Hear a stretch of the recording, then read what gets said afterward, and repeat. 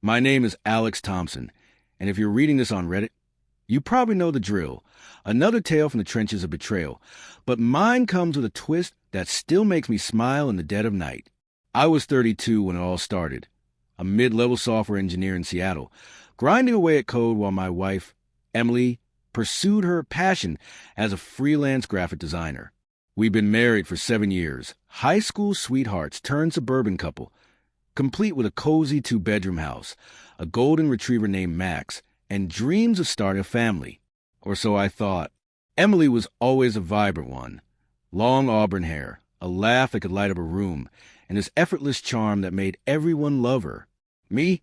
I was a steady guy, the one who paid the bills on time and planned our vacations down to the itinerary. Looking back, maybe that's where the cracks began.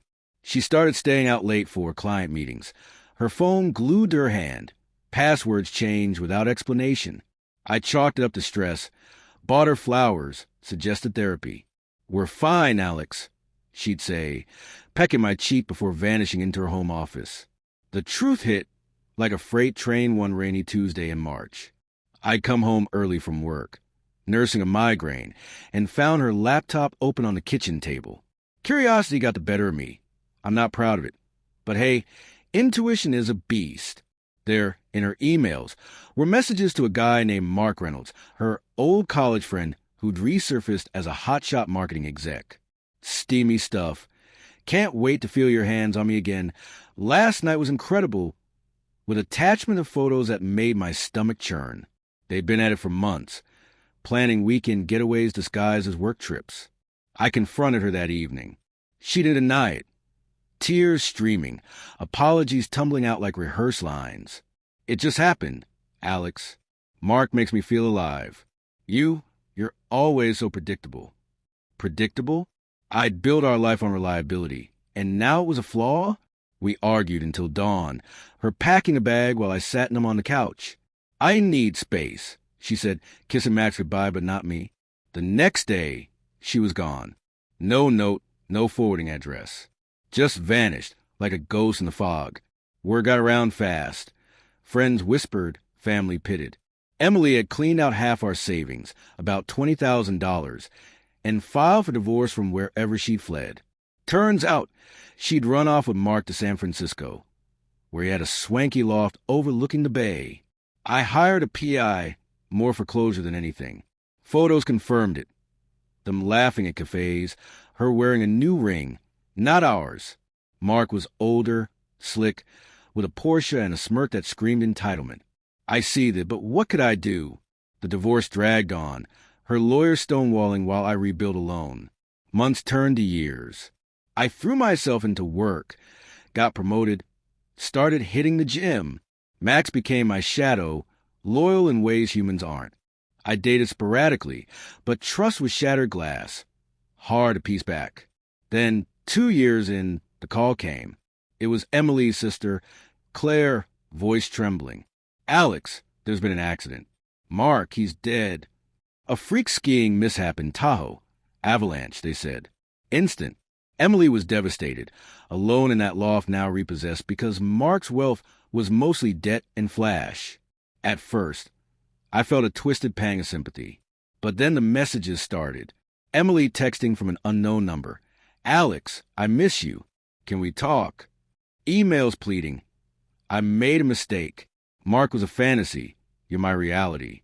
She wanted to come back. "Rebuild. We can start over," she wrote. "I still love you." Love? After disappearing. Draining our accounts. Leaving me to explain to everyone why our perfect life imploded. That's when the revenge sparked. I didn't respond right away. Instead, I dug deeper. Hired the PI again. Turns out Mark had a history. Multiple affairs, shady business deals. Emily wasn't his first rodeo. He left a trail of broken hearts and bankruptcies. But more importantly, during our divorce, I quietly amassed evidence of her infidelity, including those emails. Washington State has no-fault divorce, but assets? That's where it gets fun. She'd taken her share, but I'd invested mine wisely. Stocks, crypto, a side hustle and app development that blew up. When she finally showed up at my door unannounced, looking gaunt and desperate, Max growled like he'd forgotten her. Alex, please, she begged, eyes red from crying. I have nothing left. Mark's family took everything. I need you. I let her in, poured coffee, listened to her sob story. How Mark had controlled her, isolated her, how she'd realized too late what she'd lost. We can remarry, she said. Have the kids we always wanted. I nodded, feigning empathy. Sure, Em. But first, let's sort the legal stuff. I pulled out papers, a post-nup I'd had drawn up, protecting my assets, requiring her to repay the $20,000 with interest. She signed eagerly, thinking it was a step back to us. But here's the revenge. I'd already moved on. Not just emotionally, financially, socially. My app sold for 6 figures. I bought a new house in the hills. Started seeing a wonderful woman named Sarah, a teacher with a kind heart and no drama. Emily didn't know any of this. I let her move into the guest room temporarily, played the forgiving husband for a week, cooked dinners, walked Max together, even held her hand. Then the bomb dropped. I served her eviction papers. What? She gasped. But we? Read the fine print. I said calmly. The post-nup included a clause. Any attempt to reconcile post-infidelity required full disclosure of her actions. But I'd recorded our conversations, her admitting to the affair, the money, everything. In court, it painted her as manipulative. She got nothing. Zip.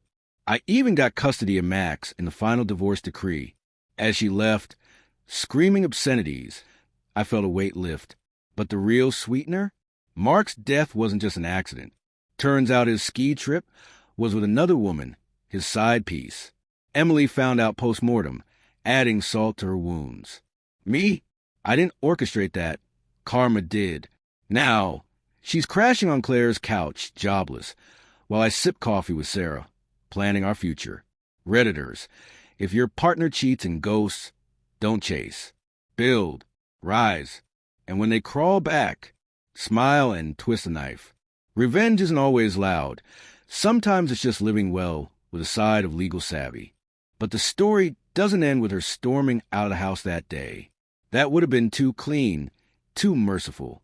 No, the real satisfaction came the months that followed, slow and deliberate, like watching ice form on a window you know is about to shatter. After the eviction, Emily tried everything. She showed up at my office parking lot once, waiting by my car in the rain, mascara running down her cheeks like a bad movie. Security escorted her out. She bombarded my phone with texts, hundreds of them, alternating between begging, guilt-tripping, and outright rage. You owe me, Alex. 7 years of my life, she wrote. I never replied, but I saved every single one. My lawyer loved that. Claire, her sister, called me a monster. She's broken, Alex. Have some compassion. Compassion? The same compassion Emily showed when she drained our joint account and left me drowning in bills while she sipped cocktails in Mark's loft? I told Claire the truth. Emily wasn't broken by loss. She was broken by consequence. There's a difference. Word spread fast in our old social circle. Mutual friends who'd pitied me during the divorce now saw the full picture. Emily had painted me as a cold, controlling husband who drove her away. But screenshots don't lie. I never posted them publicly. Didn't need to. A few well-timed shares in private group chats did the job. Suddenly, invitations to barbecues and game nights stopped coming for her. People crossed the street when they saw her at the grocery store.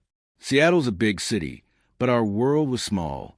She tried dating, of course. Desperation smells strong. I heard through a friend of a friend that she'd matched with a guy on an app, told him this sob story about being widowed. Mark was never her husband. The guy ghosted her the moment he Googled the truth. Turns out Mark's death had made local news in San Francisco. Tech executive dies in avalanche. Companion uninjured. Companion. That was Emily. The article mentioned his massive debts, the pending lawsuits from investors he'd scammed. She'd been living on borrowed time and borrowed money. The best part? Mark's family hated her. They blamed her for distracting him on that trip, for pushing him to ski Black Diamonds to impress her. When the will was read, Everything went to his ex-wife and kids from a previous marriage. Emily got nothing but a box of her clothes shipped to Claire's address. I know because Claire told Sarah, my Sarah, who become friendly with her at a yoga class. Small world. Meanwhile, my life was the opposite of hers. Sarah moved in 6 months after the eviction. She's everything Emily pretended to be. Warm, honest, funny without being cruel. We adopted another dog, a goofy lab mix named Luna, to keep Max company. My app got acquired by a bigger company. The payout let me pay off the house and start a college fund we'd actually use. We got married last spring on the San Juan Islands. Small ceremony, just close friends and family. Max was the ring bearer. Sarah wore a simple white dress, and when she said, "I do," I believed it. For the first time in years, I believed someone. Emily heard about the wedding. Claire couldn't resist telling her. 2 weeks later, a letter arrived at our new address. Handwritten, pages long. She apologized for everything.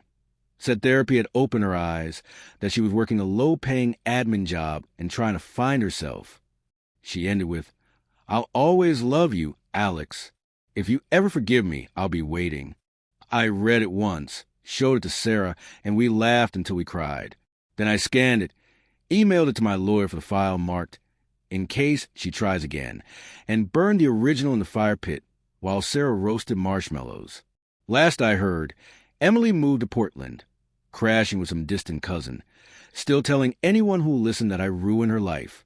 But here's the thing, I didn't ruin it. She tortured herself the moment she chose fantasy over the real thing. I just refuse to help her rebuild on my ashes. So to anyone reading this who spoused, cheated, ghosted, and now wants back because the grass wasn't greener, it was astroturf over a sinkhole, don't give them the satisfaction. Don't yell, don't fight, don't even hate. Just live. Build something so undeniably good that when they look at it, all they see is what they threw away. Revenge isn't destroying them. It's rising so high they can't reach you anymore.